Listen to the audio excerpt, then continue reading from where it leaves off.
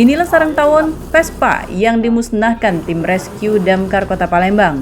Sarang tawon dimusnahkan dengan cara dibakar disemprot dengan cairan anti serangga.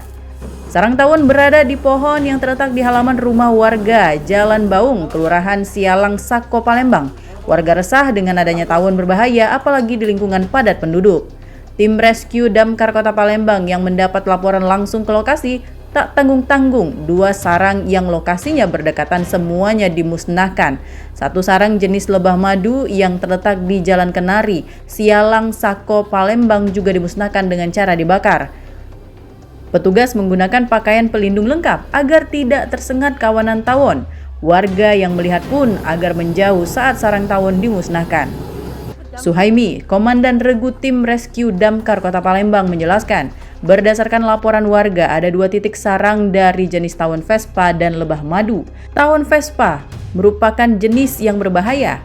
Keduanya berhasil dimusnahkan dan evakuasi berjalan lancar. Hari ini ada 2 titik di Kelurahan Sialang, 1 lebah sama tawon Vespa. Seperti apa proses evakuasi lancar? Alhamdulillah evakuasinya lancar. Dengan 2 titik ini kita bakar aja. Untuk bahayanya bagi masyarakat ini? Kalau untuk tawon Vespa itu bahaya lah. Sementara Iqbal, Lurah Sialang yang melaporkan adanya sarang tawon tersebut berterima kasih dengan gerak cepat petugas rescue Damkar. Dengan adanya sarang tawon dan sarang lebah ini tentunya sangat membahayakan warga sekitar apabila tidak ditindaklanjuti.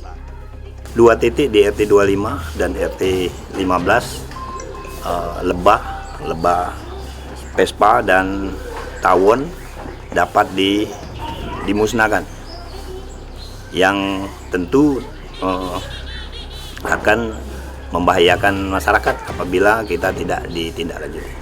Petugas rescue Damkar Kota Palembang menghimbau jangan segan melaporkan apabila adanya sarang tawon dan lebah serta hewan lain yang dapat membahayakan masyarakat.